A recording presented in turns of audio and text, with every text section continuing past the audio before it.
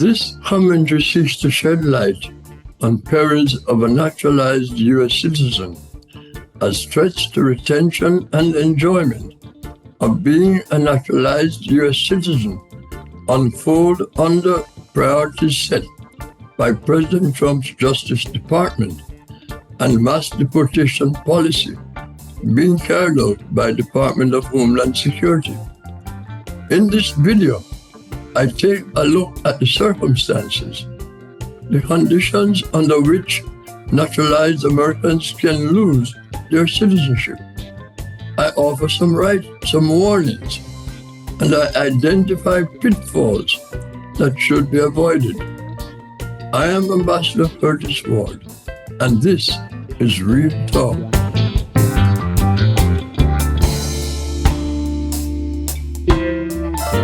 The contents of this commentary should be treated as an advisory and not as legal advice. Most in the immigrant community who are naturalized U.S. citizens normally feel protected from deportation. But if you are a naturalized U.S. citizen, you are not immune from deportation, as is widely believed. Your citizenship can be taken from you and you can be deported. The law provides for denaturalization under certain circumstances.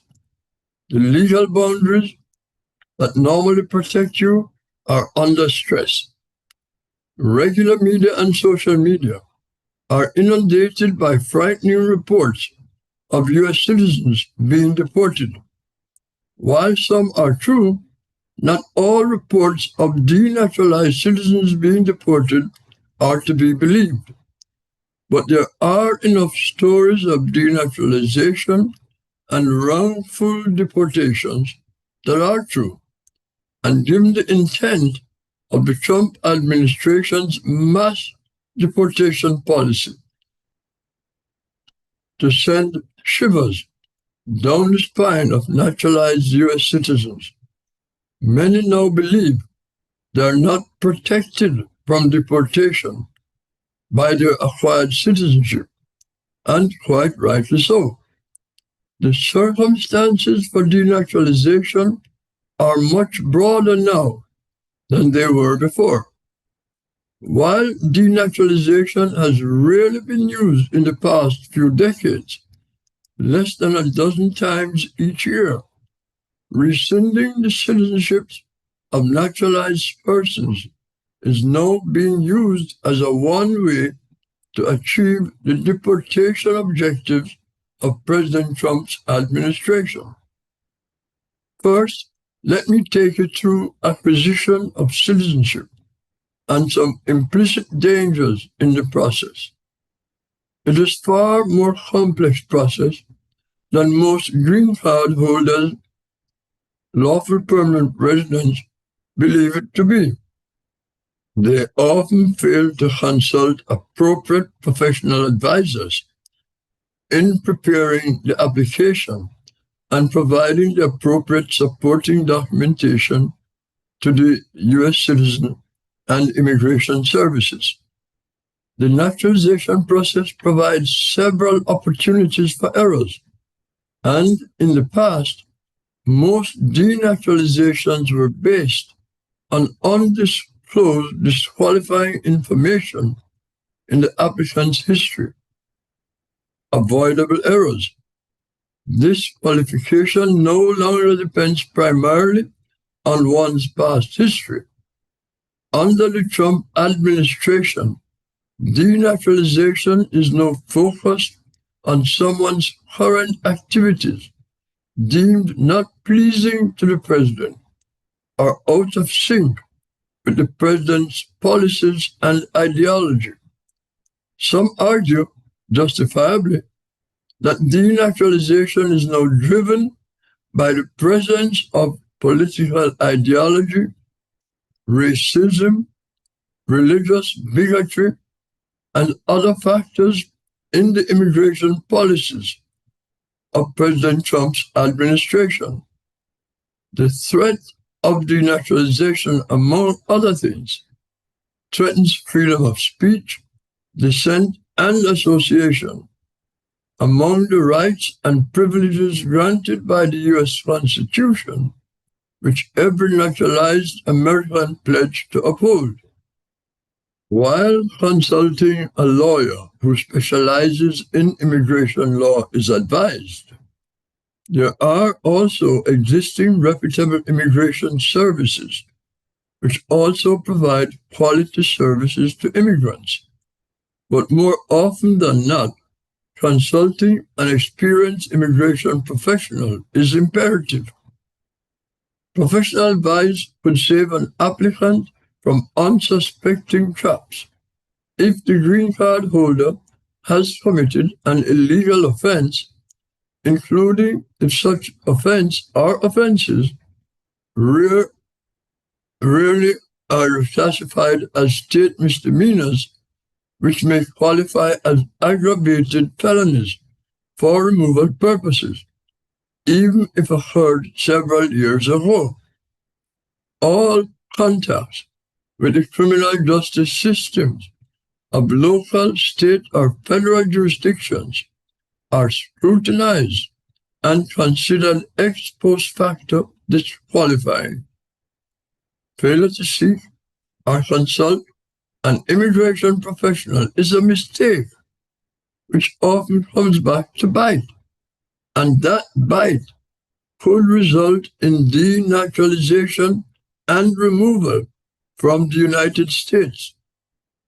Importantly, a green card holder who applies for citizenship must respond honestly to every question on the application and must provide appropriate documentation as required to overcome impediments and prove one's eligibility.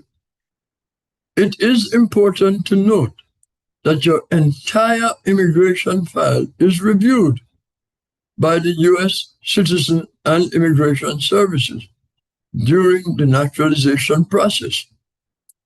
I am referring here to the records of every contact the applicant has ever had with a U.S. government official to obtain a benefit, and not only with USCIS and any consular officer if the applicant had ever applied for a non-immigrant visa.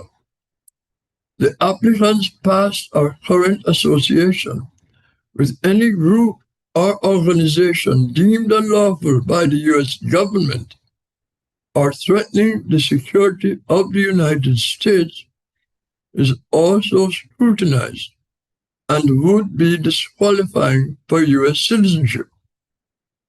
Aiding and abetting or providing material support to such groups may also rise to the level of disqualification. Please note that the applicant must comply with biometric requirements, which provide the USCIS with the tools they need to delve into the past history of the applicant. Given the level of technology available for record searches and the digital tools now used to dig into one's personal history, nothing remains hidden from USCIS scrutiny. One's social media history is now a factor in determining whether denaturalization should be considered. Please note that the USCIS has access to the investigative and intelligence capabilities and records of the U.S. intelligence community, particularly of the DHS, the FBI, and the CIA. It is also important to note that failure to file accurate tax returns, which are in accordance with tax laws and IRS regulations, while employed in the U.S., is also disqualifying. The USCIS has access to your IRS records.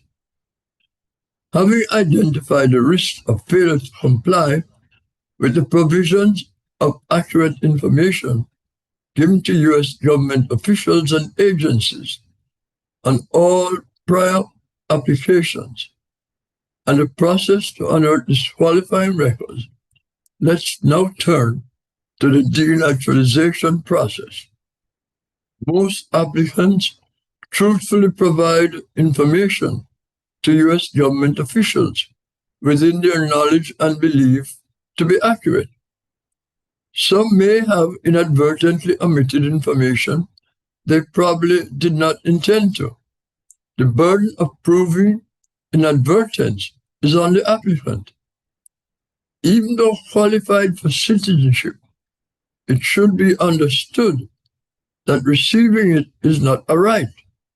It is an earned privilege granted by the U.S. government. And after it is granted, there is no inalienable right to retain it. It is a privilege which can be taken away.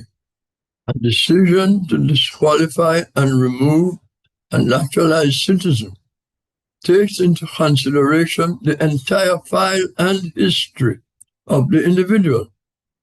What does this mean?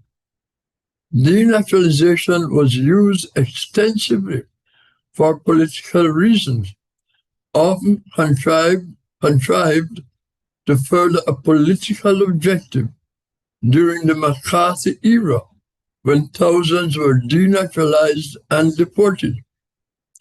Denaturalization process now relies heavily on the use of modern technology to unearth information which could lead to denaturalization. The Obama administration used digital technology to make cases for denaturalization and deportation processes.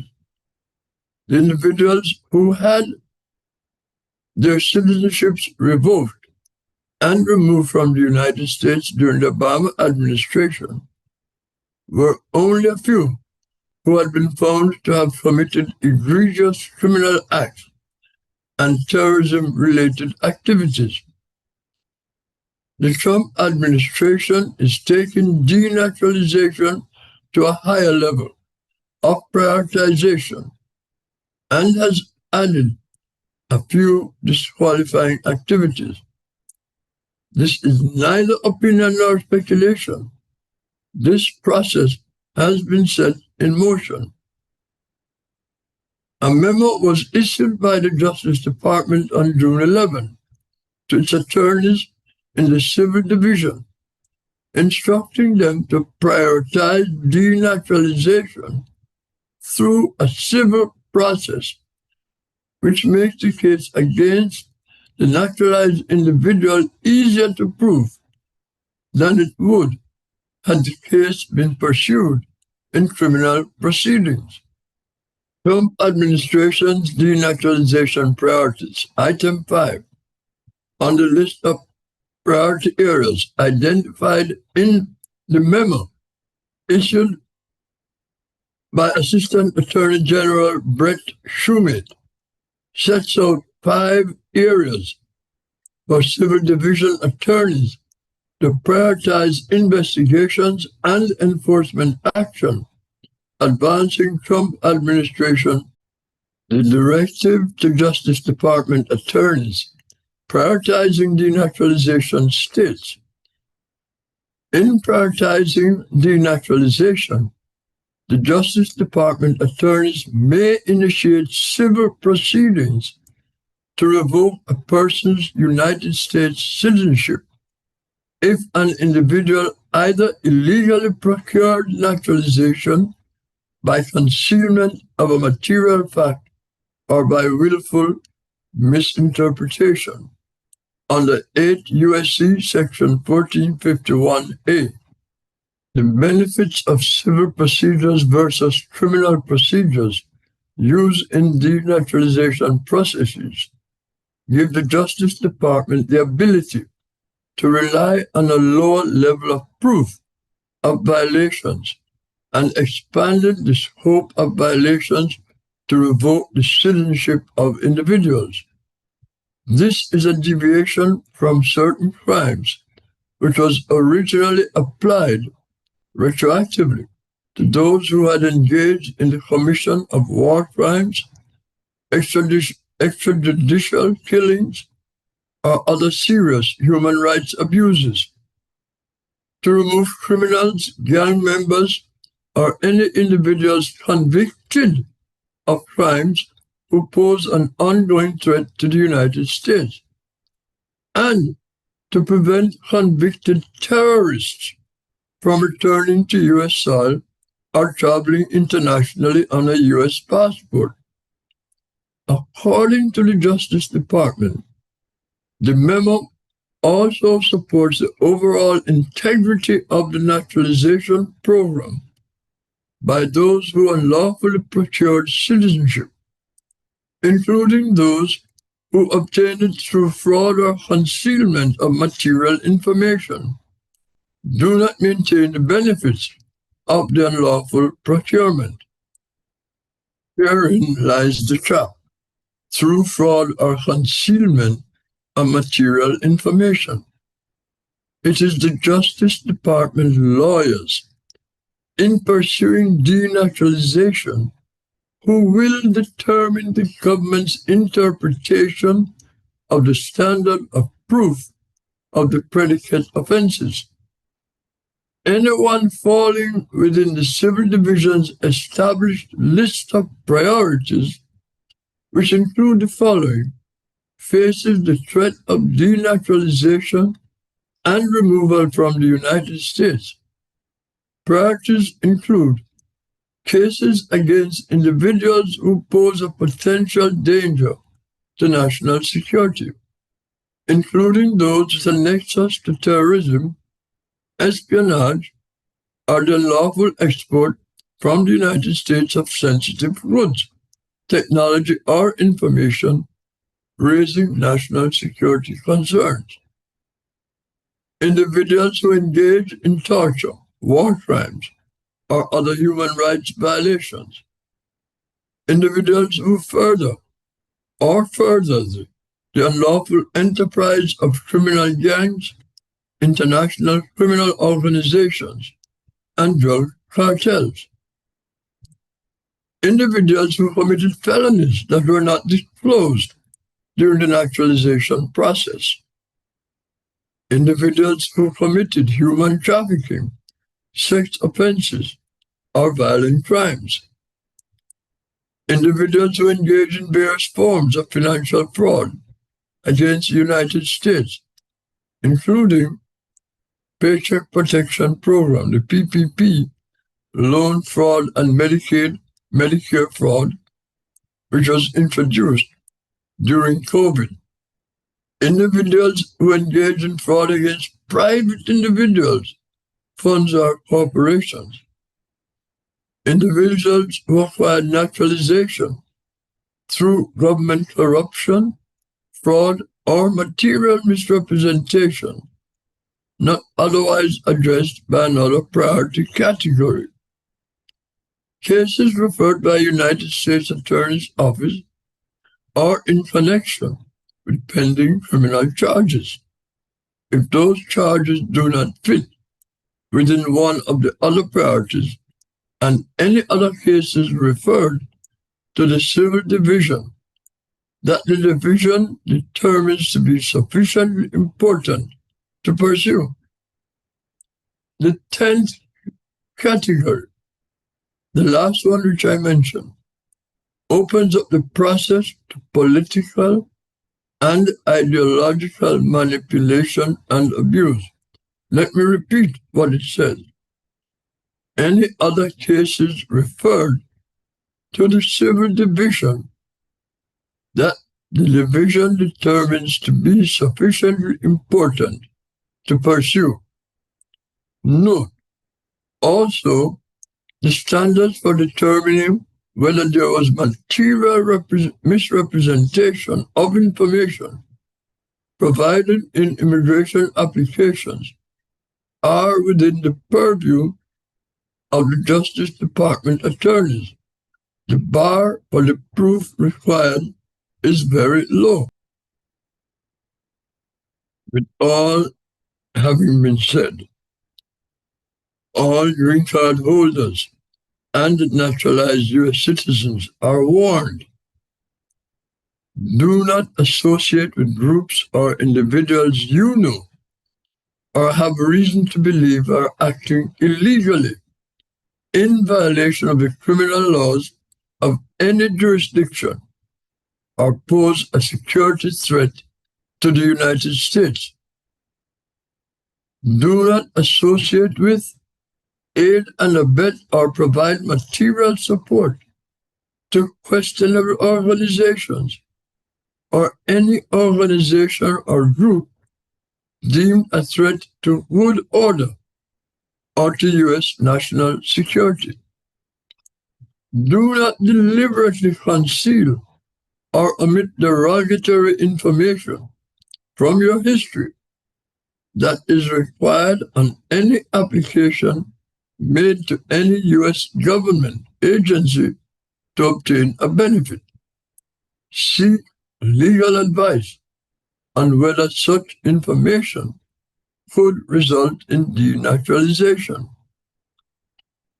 Reconsider whether to apply for U.S. government benefits, which require information about yourself, if you are uncertain whether such information may or could be used against you.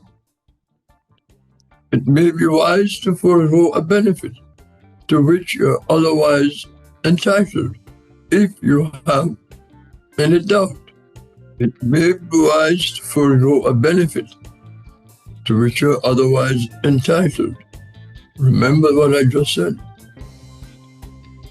Seek appropriate professional advice. Avoid risks. Your future may depend on it. Please share this video with others who may benefit from this information. And please like and subscribe to my YouTube channel. Thank you for watching, listening, like, and sharing. I am Ambassador Curtis Ward, and this is Real Talk.